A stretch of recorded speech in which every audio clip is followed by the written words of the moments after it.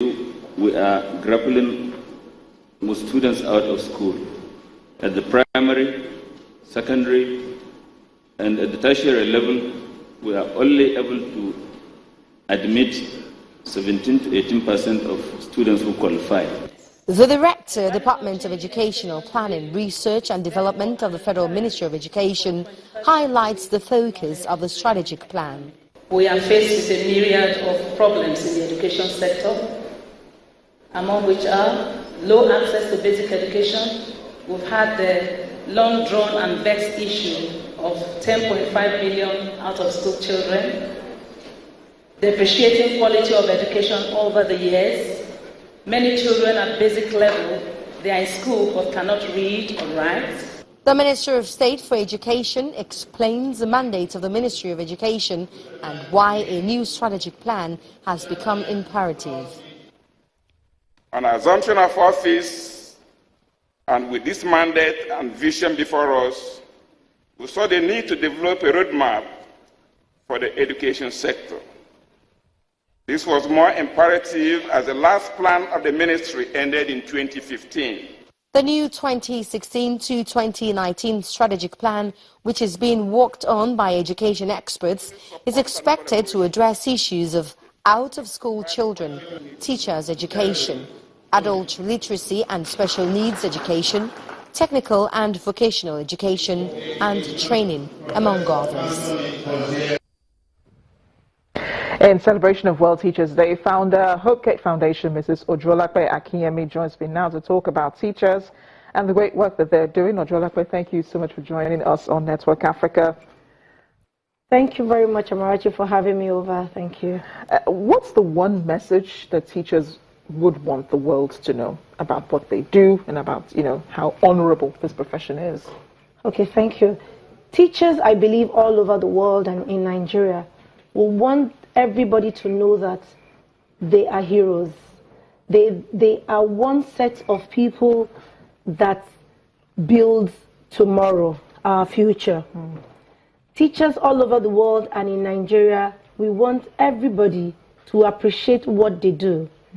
Teachers have made you and I and every other person what we are today.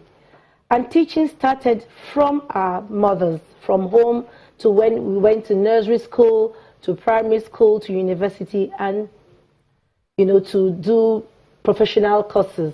So teachers all over the world will want everybody to see them as that special person who has the future of our tomorrows in their hands. Now they play this a really important role. Why are they more often than not ignored?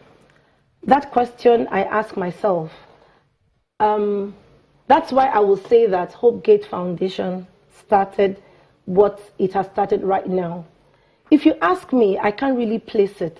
But anytime I tell people what I'm doing, they tell me it's a noble thing I'm doing.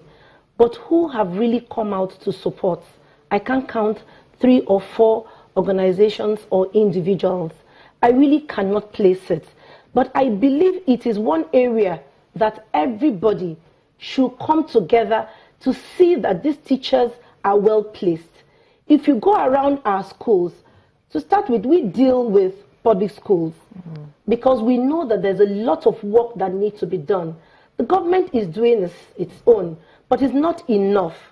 It would be good if we all come together and try and do, something to help teachers. When you say something to help teachers, what exactly are you talking about? To improve the buildings where the teachers are being taught. Infrastructure. Yes, the infrastructure, their salaries. We should have medical insurances for teachers. There should be housing for teachers. There should be everything for teachers. If possible, give them some kind of, maybe, maybe a pass when you want to go and buy something, just to show that they are valued. Because I know that in America, that the military, they have some kind of shops where they can go and buy things cheap. They have a pass. When you say you are a teacher, even in America, you are being respected. But here, when you say you are a teacher, nobody wants to look at you. Even our students today, if you ask any child, would you like to be a teacher? they will tell you no. They will rather tell you they want to be politicians. Yeah, they want to be musicians. You know, the difference is the difference between a teacher and someone in another profession is really it is really wide. I meant to say, if you're looking at remuneration, you're looking at some of the things that you mentioned, infrastructure and so on. I mean, the environment in which the teachers are found. I mean, it's a lot different from people in other professions. But, we talk a lot about, teachers and, what they should have and so on, but we talk very little about the standard of education that our children are also receiving. So how does that, how does that influence the kind of education our children are receiving, the way the teachers are treated? It brings me back to why I said that we started what we're doing. I went to a government school, to a federal government girls' college. When I went to secondary school, I don't know how many private schools we had. I don't know if you went to a private school. I went to a private school. You went to a private secondary school? Yeah, private secondary school. Private secondary school. Yeah. I went to a federal government girls' college. And then federal government girls' colleges were looked at as the highest in Nigeria, I will say. But today, can I send my child to that same school where I went to? Why do we all send our children to the private schools and not to the government schools?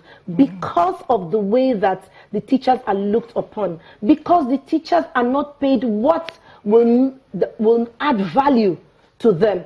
If teachers are paid better than even what they're paid now, you will see that something will go on.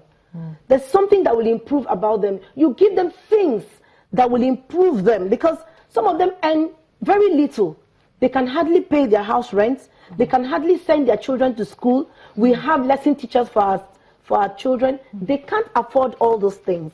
So if we can increase whatever is being given to them and place some kind of importance on teachers, even the teachers will be proud to be teachers, because some of them don't even want to be teachers.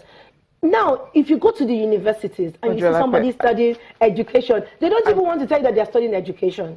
Yeah, I've seen that happen. Thank you so much, Ojolakpe, for joining us on Network Africa today. I appreciate you're taking the trouble to come all the way to our studios. We're still ahead on the program. The UN weeds out Riek Machar loyalists in its peacekeeping mission in the Democratic Republic of Congo. Just stay with us.